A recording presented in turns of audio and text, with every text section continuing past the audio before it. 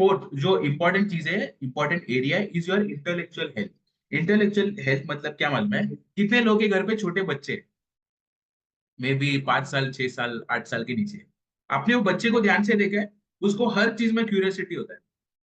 मतलब बटन लगाएगा ना, उसको उसके पीछे जाके देखा है कि वो बटन कैसा लगता है। या कुछ उसके हाथ में खिलौना दिया ना, वो खिलौना चलाता कम है, बट उसका मैन्युफैक्चर कैसा होता है, वो चलता कैसा, वो ज्यादा देखता है। बट क्या आपको आज वो क्यूरियोसिटी है क्या? कभी कभार हम लॉजिक लगाते हैं, अरे ऐसा हो, ऐसा है, ये तो मेरे को पता है, ये ऐसा ही है। Second is to have a learning attitude. अभी आप में से जो लोग एजुकेशन में अभी आप बैठे हो, दैट शोज कि आपको सीखने को इच्छा है। बहुत बार है ना, आई गिव एन एग्जांपल, एक वेट लॉस का ना एक फेज होता है, फेज। और ये हर एक की जिंदगी में जाता है। ये 38 लोग जो ये कॉल पे है ना, हर एक की जिंदगी में ये फेज आया। पहला फेज क्या मालूम है? स्टूडेंट वाला। मतलब जो कोच बोलेगा ना, वो मैं इज्जत से करेगा।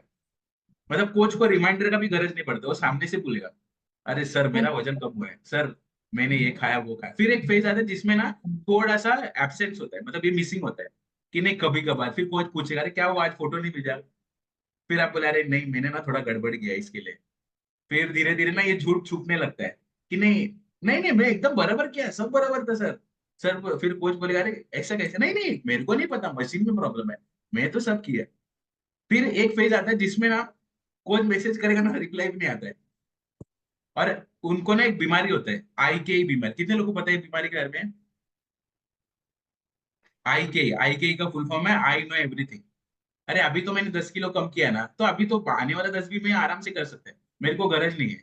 ऐसा आपको लगता है क्योंकि 10 किलो जब आपने कम किया था, तभी आपका शरीर अलग था। अभी बचा हुआ 10 किलो कम करने के लिए आपका शरीर का रिक्वायरमेंट अलग है। तो अगर आप में से कोई वो उस बीमारी में हो, तो उस बीमारी से बाहर निकले। एंड दैट इज वाई मैंने पहले बोला कि 3 चीज जरूरी है, एक न्यूट्रिशन, एक कोच, और ये एजुकेशन। ओके। तो हैव दैट लर्निंग एटीट्यूड कि आप कैसे कुछ चीजों से सीख सकते हो। जब भी आप आपकी कोच से कुछ शेयर करते हो, या फिर जब आप ऐसे सेशंस अटेंड करते हो, कैसे आप नॉलेज और चीजों के बारे में ले सकते हैं। फिर मेरे को एक जन पूछा था, सर आप जो ये बोलते हो गूगल में मिलता है ना? बोला हाँ मिलता है ना। तो बोले सर गूगल और इसमें क्या फर्क है? मतलब गूगल और इसमें फर्क ये है कि हमने ये सब किया हुआ है, इसलिए आपको बताते हैं। गूगल एल्गोरिदम पे चलता है, वो अगले महीना बदल भी सकता है, बट हम बदलेंगे नहीं। हमारे जो तजुर्बा है वो बदलता नहीं है। तो ये फर्क होता है। ओके। फिफ्थ जो है, जो सबसे इंपॉर्टेंट है, is about your occupation, is your occupational health. ये बहुत जरूरी है। एंड आई डोंट नो आप लोग बुक पढ़ते हो क्या? एक बुक है उसमें, इकिगाई करके एक बुक है। अगर आपने देखा होगा, एक जापानीज कंसेप्ट है इकिगाई मतलब। ओके, आप मे बी इसके बाद आप आराम से उसके बारे में पढ़ भी सकते हो।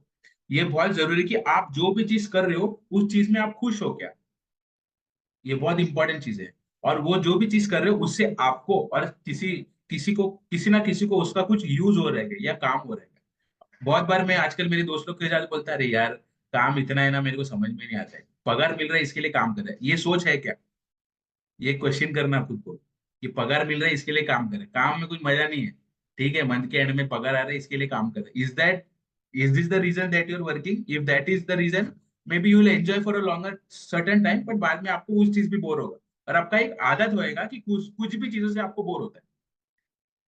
और ये आदत की वजह से ना धीरे धीरे आप हर्बल से भी चले जाते हो, या शेक भी बंद करते हो। क्यों? क्योंकि आपका आदत बन चुका है कि मेरे को कुछ ना कुछ चीजों से बोर होता ही रहता है।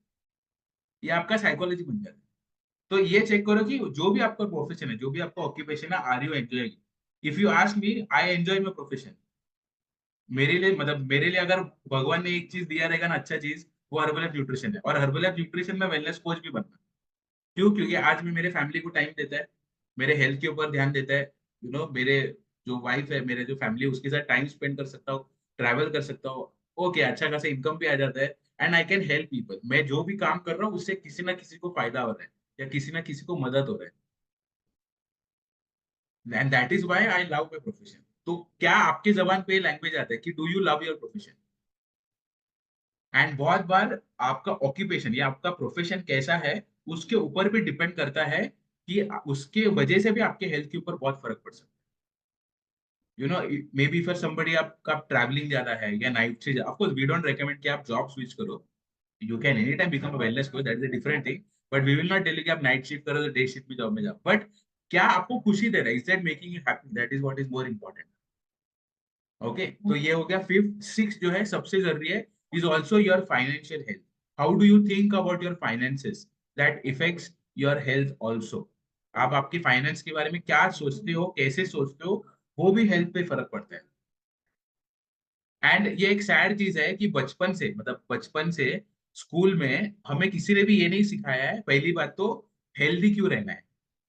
हेल्थ के बारे में कोई चैप्टर किसके स्कूल में था, हेल्थ के बारे में चैप्टर कि टेक्स्ट बुक था कि हाउ टू स्टे हेल्दी, ऐसा था नहीं।